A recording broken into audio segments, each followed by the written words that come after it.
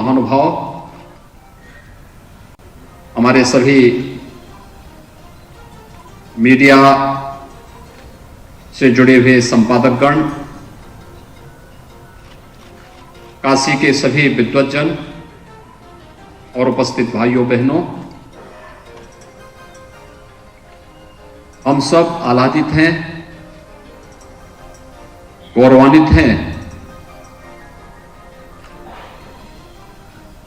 दुनिया के सबसे लोकप्रिय नेताओं में शुमार भारत के लोकप्रिय और यशस्वी प्रधानमंत्री और काशी के जनप्रिय सांसद आदरणीय श्री नरेंद्र मोदी जी के 20 वर्ष के उस सार्वजनिक कार्यप्रणाली पर आधारित इस पुस्तक को विमोचन करने, जो समाज के अलग अलग तबके से जुड़े हुए विभूतियों ने अपने अनुभव के आधार पर देश और दुनिया के सामने प्रस्तुत किया है। मोदी @20 जो 20 वर्षों का मुख्यमंत्री के रूप में और देश के प्रधानमंत्री के रूप में आदरणीय नरेंद्र मोदी जी के कार्य पद्धति पर आधारित इस पुस्तक के हिंदी संस्करण का विमोचन का एक कार्यक्रम बाबा विश्वनाथ के इस पावन धाम काशी में, और जिसे हम कह सकें कि आदरणीय नरेंद्र मोदी जी की ही काशी में आज संपन्न हो रहा है। मैं इसके लिए काशी वासियों को हृदय से बधाई देता हूं और आदरणीय प्रधानमंत्री जी का इस अवसर पर हृदय से अभिनंदन भी करता हूं।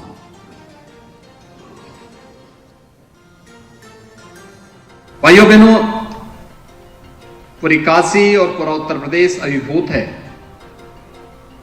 प्रधानमंत्री मोदी जी के यशस्वी मार्गदर्शन और नेतृत्व के लिए। पूरा भारत विश्वास के साथ उठ खड़ा हुआ है एक यशस्वी नेतृत्व में। और आज के दिन की जब हम बात करते हैं तो पूरी दुनिया के अंदर वैश्विक मंच पर, जहां पर विश्व मानवता के लिए कोई नीति निर्धारित हो रही हो, भारत के बगैर वह क्रियान्वित हो ही नहीं सकती है, आज दावे के साथ कहा जा सकता है।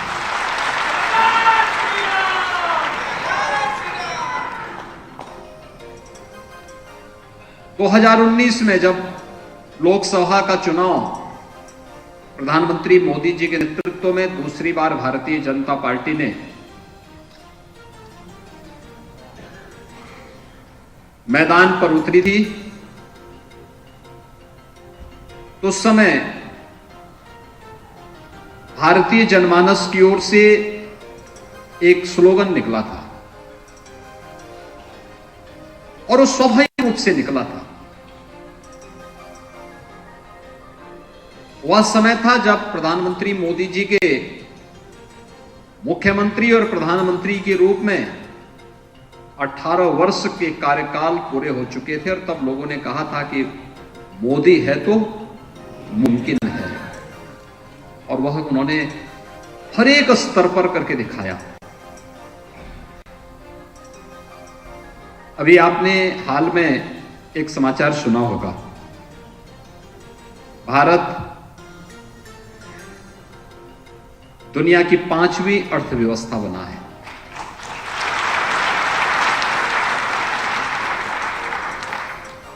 भारत को यह गौरव तब प्राप्त हो रहा है जब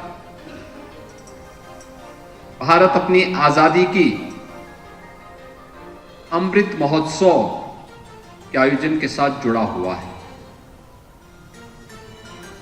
75 वर्ष की यात्रा का साक्षी बनने का अवसर, आजादी के इन 75 वर्षों को और इस उत्सव के साथ जुड़ने का अवसर हमें प्राप्त हुआ है। मुझे लगता है कि इस सभागार में हो या इस प्रदेश में, इस देश में, कोई व्यक्ति ऐसा नहीं होगा जिसे कोई सरकारी आयोजन इस उत्साह, इस उमंग के साथ मनाने का अवसर प्राप्त हुआ हो। अनेक आयोजन थे, लेकिन उसमें से एक आयोजन हर घर तिरंगा भी था। हर घर पर तिरंगा लहराया गया था। सरकारी आयोजन हो या सरकारी कार्यक्रम, जन सरोकार उसके साथ कैसे होना चाहिए, हर घर तिरंगा उसका एक प्रमाण रहा है, एक उदाहरण है आप सबके सामने। और ऐसे ही भारत दुनिया की 5वीं अर्थव्यवस्था बने, और किसको पछाड़ करके? उस ब्रिटेन पर जो 75 साल पहले हम पर शासन करता था। हमने ब्रिटेन को पिछाड़ करके 5वीं अर्थव्यवस्था हासिल की है। भाइयों बहनों, अगर किसी व्यक्ति की योग्यता की कसौटी को जांचना हो तो उसका सबसे अच्छा अवसर होता है संकट के समय उस व्यक्ति की क्षमता और योग्यता को माप लो। संकट के समय उसके निर्णय लेने की क्षमता, उसके धैर्य की परीक्षा और उसकी कार्यपद्धति उसकी योग्यता की कसौटी के मानक बन सकते हैं।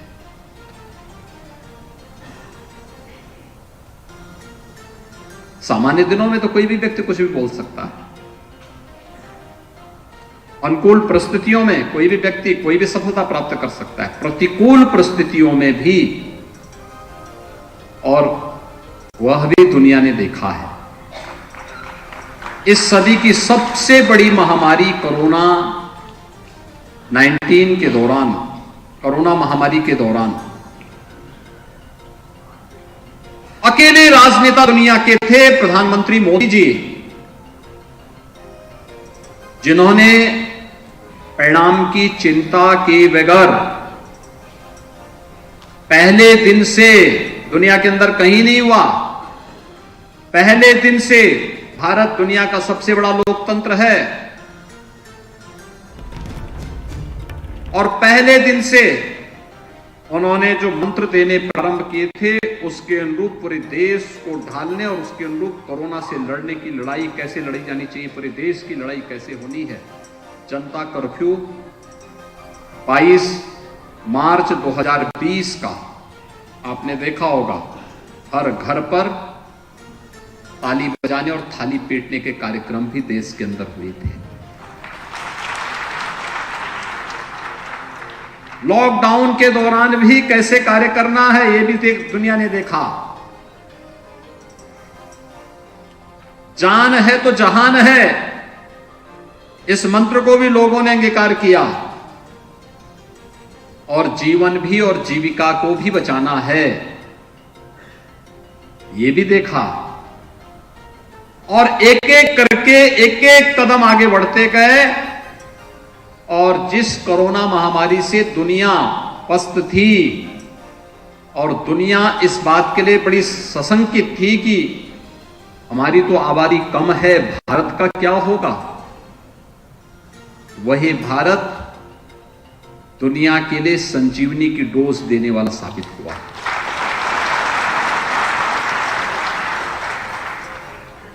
अब आश्चर्य करेंगे कि पूर्वी उत्तर प्रदेश में